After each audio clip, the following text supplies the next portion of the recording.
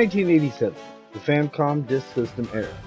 Nintendo's ambitious add-on was still relatively new, and developers were pushing its limits in ways that sometimes backfired spectacularly. One of the most notorious examples, Relics, ANKOKU YOUSAI, also known as Relics Dark Fortress, a game that tried to do something genuinely unique on console hardware, and became legendary for all the wrong reasons. If you've ever heard horror stories about Famicom games that make you flip the disc every few minutes or wait through endless loading screens while an enemy casually walks on screen, this is one of the prime suspects. But behind the frustration is a fascinating story of ambition, a young Japanese developer taking risks, and a possession mechanic that would echo through an entire, if obscure, series. Today we're deep diving into the Relics Dark Fortress, its roots in the 1986 PC original, how it came to be on the FDS, and what it's actually about, why it's so broken in the best/worst way, and what happened to the series after. And because you got the original manual in hand, we'll be flipping through its pages together as we go. Who made it? Both tech background. Relics Dark Fortress was developed and published by Both Tech, a Japanese company that got its start in the mid-1980s. Like many developers of the era, they began with design contests. Winners got prize money and a job at the company. Their early output included quirky titles, but their first major in-house project was the original Relics in 1986. Both Tech would go on to have a complicated corporate life. They merged with Quest Corporation for a while as its PC division, later split off, published Legends of the Galactic Heroes strategy games, and eventually faced financial troubles and licensing disputes that contributed to their decline. By the mid-2000s, they were acquired, and their catalog and emulation service, Project Egg, ended up with D4 Enterprise. The company effectively ceased operations around 2009. But back in the mid-80s, they were a small, ambitious team eager to make their mark with something different. The Roots. Original Relics. 1986 PC. The story really begins with Relics, simply titled that, in 1986. Released on a wide range of Japanese home computers, PC-98, the flagship version, the PC-88, MSX, MSX2, FM7, Sharp X1, X68000, and others, it was Both Tech's first big in-house title. You play as a disembodied spirit or consciousness. To survive and explore mysterious ruins, you possess the bodies of defeated enemies and creatures. Different bodies give you different abilities, stats, and movement options. It's strategic, experimental, and full of mystery. The plot is deliberately vague and atmospheric. Two ancient, morally ambiguous cosmic forces locked in eternal conflict. Earth gets caught in the middle. There are multiple routes and endings depending on your choices. Visually, it drew heavy inspiration from H.R. Geiger's biomechanical design and films like Angel's Egg. It felt more like an art game or experimental title than a standard action game of the time. It sold reasonably well for a debut. Ports suggest over 100,000 copies across platforms, and earned ports with varying levels of quality. The MSX version even got a European release. Hidden developer messages in some versions add to its charm. This game established the core identity of the Relic series: possession mechanics, mysterious otherworldly settings, and a willingness to be weird. Development and release of the FDS version. After the success of the PC original, Both Tech decided to bring the concept to consoles with Relics ANKOKU YOUSAI for the Famicom Disk System in 1987. It was essentially their first and pretty much only major Famicom project. Development was ambitious but rushed. The team wanted to capture the spirit of the original while adapting it to console hardware. What resulted was a more focused, somewhat streamlined experience, but one that ran headfirst into the FDS's technical limitations. The game was released on April 10, 1987, exclusively in Japan. It came packaged with the standard instruction manual you're holding, and a separate, larger monster manual filled with enemy details and artwork. Exactly the kind of bonus that made physical releases special back then. And I'm currently working on getting that translated and done. So look for that in the future. What it's about, plot and gameplay. Let's flip through the manual and talk about what the game is actually about. In the early history of Earth, forces of darkness, hell, warred with forces of light, heaven, and dragged the planet into their conflict. Humanity was enslaved and cast into despair. An ancient fortress built to harness the sun's power against the invasion fell into ruin. At the top of this dark fortress, ANKOKU YOUSAI, the shining princess of heaven is imprisoned.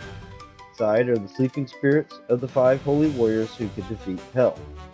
You are a spirit who has sacrificed your original body. The only way forward is to possess the bodies of fallen warriors. By defeating specific bosses, you can take control of different classes, each with its own strength and weapons. Starting with the basic blade army sword user, moving up to the sturdy fighter who punches, the gunner with a rifle and special ammo, the sorcerer who casts magic, powered up by hidden Bibles, stronger armor variant, and ultimately the powerful Holy Warrior, the only one truly capable of confronting hell. Your goal is to explore the massive labyrinthian fortress, collect 5 idols, which act as keywords to unlock deeper areas and dungeons, awaken the warriors, defeat hell, and rescue the princess. And all before lunch.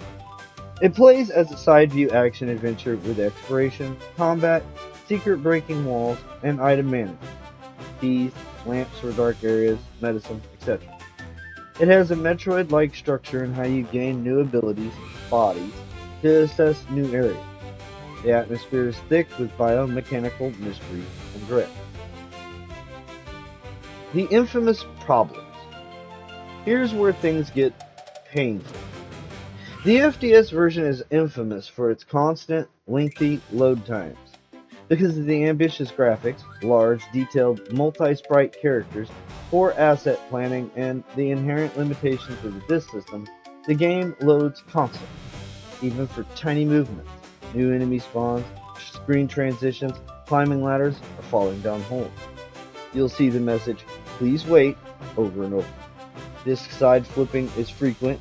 In some sections you might flip the disk multiple times in quick succession just to move around. These pauses can last 5 to 8 seconds or more, completely killing the flow of what's supposed to be an action game.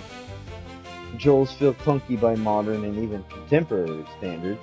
Turning around requires specific button combinations. Collision detection is buggy. Enemies can feel unfair. The game is often quite difficult in places. Both Tech was still relatively inexperienced with console development, and the scope was simply too big for the hardware at the time. The team reportedly became so discouraged by the final product that they largely abandoned further Famicom projects and returned to PC development. Notably, the game has no staff credits. Graphically, it's impressive for 1987 FDS, detailed environments and enemies, but the technical execution holds it back significantly. Many players at the time were frustrated enough to give it up entirely. Reception, cult status, and fan translation. Contemporary reception was mixed at best, mostly due to those technical issues. It wasn't a commercial disaster, but it didn't leave the best impression. Today, it has a cult following among retro enthusiasts who appreciate its ambition, unique atmosphere, and the possession concept. The separate monster manual adds to its charm as a physical artifact.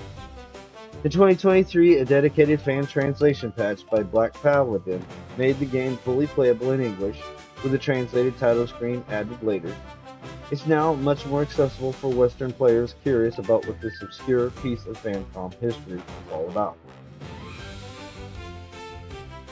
Legacy and the broader Relics series. Relics Dark Fortress may have been a flawed experiment on console, but the series didn't end there. Much later on Windows PC, both Tech revisited the universe. Relics, The Recur of Origin, 1999, an isometric action RPG remake reimagining of the original. Mouse-driven, multiple endings, and return to free-form possession. It is better received and helped revive interest. Relics, The Second Birth, 2001. A direct sequel with named characters, more linear structure, party elements, and expanded RPG mechanics while keeping possession simple. They had even bigger plans. An Xbox sequel called Relics: The Absolute Spirit that would return to side-scrolling roots, but it was cancelled amid the company's troubles. A third RPG was handed off to Nihon Falcom and became Ren 2005, which keeps strong ties to the Relic lore and mechanics under a new name due to rights. In 2002 to 2003, Relic's anthology compiled emulations of the original PC ports plus the FDS version. Modern re-releases by D4 Enterprise have kept the games available. The possession mechanic remains the beating heart of the series across its evolution from cryptic 80s adventure to later action RPG. Conclusion: Relic's Dark Fortress is a perfect snapshot of its era. A small team with big ideas pushing hardware to its limits, resulting in something flawed but unforgettable. The loading times are legendary for a reason, but the atmosphere, the possession system, and the sheer weirdness that make it worth experiencing, especially now with the English patch. The manual you're holding is a time capsule of that ambition, with its dramatic story, class descriptions, and even the disc handling warnings that feel almost quaint today. If you're an obscure Japanese retro games, mechanical experimentation, or just want to see what happens when the developer bites off more than the FDS can chew, this one's a hidden gem. Thanks for watching. If you enjoyed this deep dive into one of the Famicom Disk System's most infamous titles, give it a like, subscribe for more retro deep dives, and let me know in the comments. Have you tried Relic's Dark Fortress for the original PC version? What's your favorite obscure FPS game? This has been Felix Lubezki for SL Tune. Until next time, stay curious, and maybe keep an extra disc flip handy. Good night.